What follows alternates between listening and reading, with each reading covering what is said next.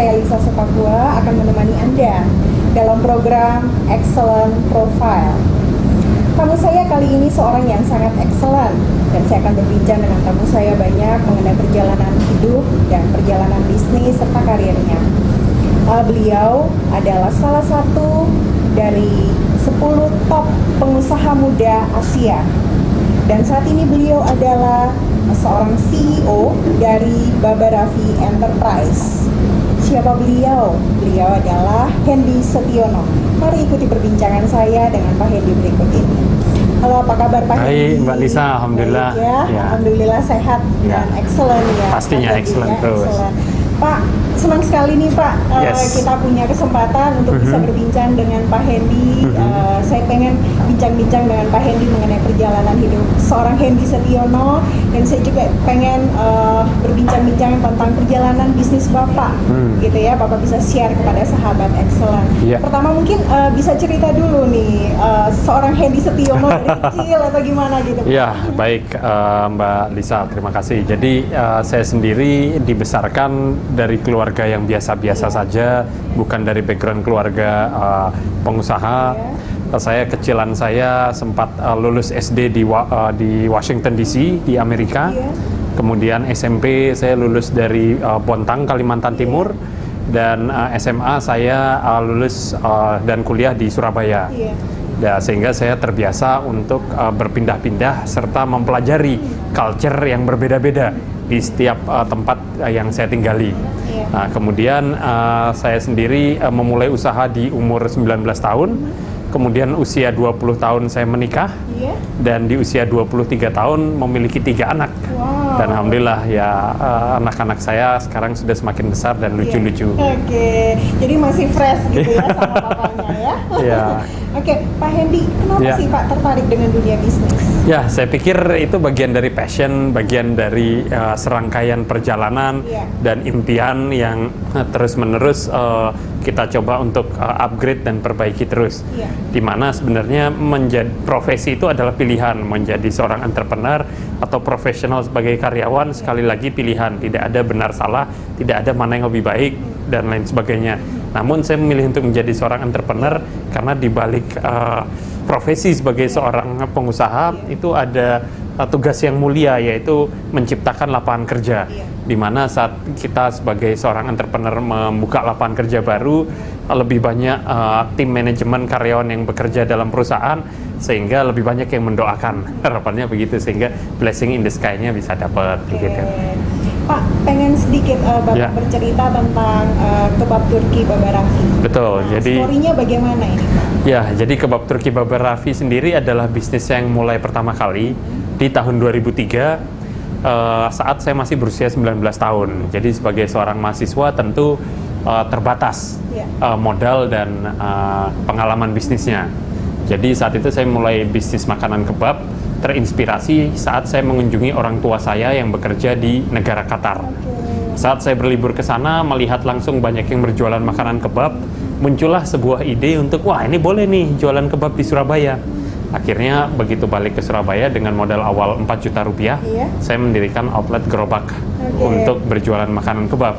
Yang ternyata alhamdulillah mendapat respon positif. Jadi cikal bakalnya sambil kuliah mulai berbisnis, dan yang saat itu idenya adalah jualan makanan kebab. Jadi memang sudah mulai berbisnis itu sejak kuliah ya? Betul. Waduh, masih muda sekali gitu. Ya, memang ada risiko juga yang saya ambil gitu, dimana sambil kuliah harus berbisnis.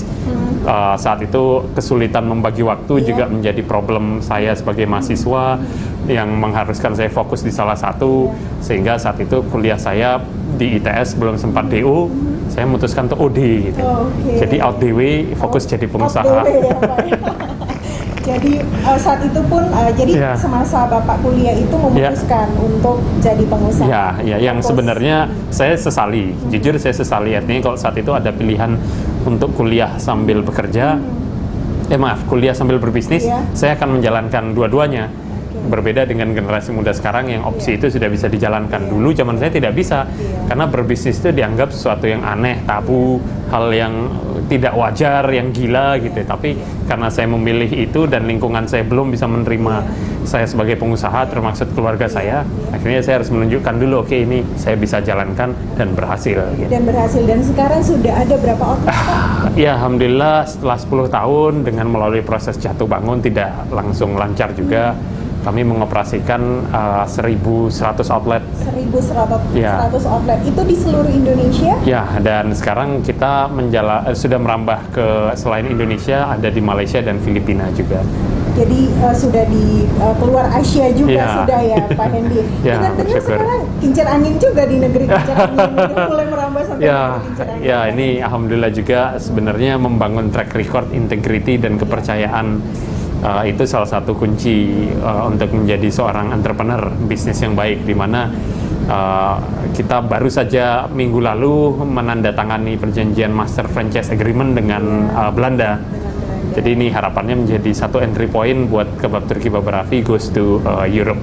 Gitu. Oh, goes to Europe. Jadi sekarang sudah bukan saja outlet di Indonesia, Ya. tapi juga Asia. Asia boleh diulang lagi? Ada tadi, di Pak, Malaysia dan negara mana? Filipina. Malaysia dan Filipina, dan sekarang juga sudah masuk di pasar Eropa Ya, ya, Pak, ya? dengan negara Belanda yang Dengan dimulai. negara Belanda ya. Mudah-mudahan, amin. Amin gitu ya Pak ya.